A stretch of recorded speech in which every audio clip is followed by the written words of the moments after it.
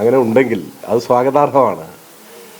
വൈകിയെങ്കിലും അവർ യാഥാർത്ഥ്യബോധം തിരിച്ചറിയുന്നുണ്ടെങ്കിൽ അത് സ്വാഗതം ചെയ്യപ്പെടേണ്ടതാണ്. എല്ലാറ്റിനും നമ്മൾ അവരെ വിമർശിക്കാൻ പാടില്ലല്ലോ. ഞങ്ങൾ തുടക്കം മുതലേ പറഞ്ഞിരുന്നു, നാടിനെയും ജനങ്ങളെയും ബാധിക്കുന്ന പ്രശ്നങ്ങളാണ് ചർച്ച ചെയ്യേണ്ടത് ഏത് തിരഞ്ഞെടുപ്പിലും.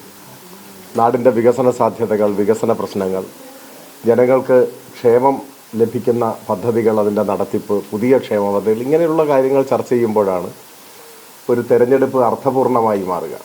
പക്ഷേ നിർഭാഗ്യവശാൽ തുടക്കം മുതൽ സമൂഹത്തിൽ വിദ്വേഷമുണ്ടാക്കാൻ, സ്പർദ്ധയുണ്ടാക്കാൻ, അത്തരത്തിലുള്ള നിലയിലായിരുന്നു അവരുടെ പ്രചരണം. അതിനെയാണ് ഞങ്ങൾ വിമർശിച്ചിട്ടുള്ളത്. വന്യജീവി ആക്രമണം തീർച്ചയായും നിലമ്പൂർ പോലെ ഒരു നിയോജക മണ്ഡലത്തിൽ സവിശേഷ പ്രാധാന്യമുള്ളതാണ്. എവിടെയും പ്രാധാന്യമുണ്ട്, നിലമ്പൂരിൽ സവിശേഷ പ്രാധാന്യമുണ്ട്. നിലമ്പൂരിന് വളരെ വിപുലമായൊരു വന അതിർത്തിയുണ്ട്. മലയോര കർഷകർ നിലമ്പൂരിൻ്റെ ഒരു പരിച്ഛേദമാണ്. വലിയ വെല്ലുവിളികളെയാണ് ഇപ്പോൾ നേരിടുന്നത്. സ്വാഭാവികമായും അത്തരം കാര്യങ്ങൾ ഞങ്ങൾ തുടക്കം മുതലേ ഒരു നിലപാട് പറഞ്ഞു പോകുന്നുണ്ട്. അത് ഞാൻ ആദ്യ ദിനം തന്നെ മാധ്യമങ്ങളോട് പ്രതികരിച്ചപ്പോൾ പറഞ്ഞിരുന്നതാണ്. മലയോര കർഷകരുടെ ജീവനും അവരുടെ കൃഷിവിളകൾക്ക്, അവരുടെ സ്വത്തിന് ഒരു പരിഗണനയും കൊടുക്കാത്ത നിയമമാണ് വന്യജീവി സംരക്ഷണ നിയമം. ആ നിയമം ആരുണ്ടാക്കി എന്നതിലേക്ക് ഒരു തർക്കത്തിന് പോകുന്നില്ല എന്നാണ് ഞാൻ പറഞ്ഞ തുടക്കത്തിൽ.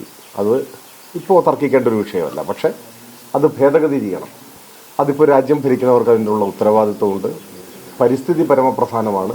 മനുഷ്യനെ പരിസ്ഥിതിയുടെ ഭാഗമായി കണക്കാക്കണം. ഒപ്പം മലയോര കർഷകരുടെ ജീവനും സ്വത്തിനും അവരുടെ കൃഷിക്കും സംരക്ഷണം കൊടുക്കും വിധത്തിൽ, അതുകൂടി ഉറപ്പാക്കും വിധത്തിൽ വന്യജീവി സംരക്ഷണ നിയമം പൊളിച്ചെഴുതണം എന്ന്, അതിൻ്റെ ഉത്തരവാദിത്വം ഇപ്പോൾ രാജ്യം ഭരിക്കുന്നവർക്കുണ്ട് എന്ന് ഞങ്ങൾ കൃത്യമായി പറഞ്ഞിരുന്നതാണ്.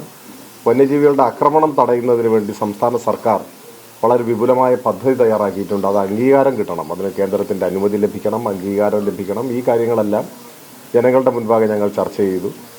വൈകിയാണെങ്കിലും മറ്റാരെങ്കിലും ഇത്തരം ചർച്ചകളിൽ കടന്നു വരുന്നുണ്ടെങ്കിൽ അത് സ്വാഗതം ചെയ്യപ്പെടേണ്ടതാണ്. അത് നല്ല കാര്യമെന്നേ ഞാൻ പറയും.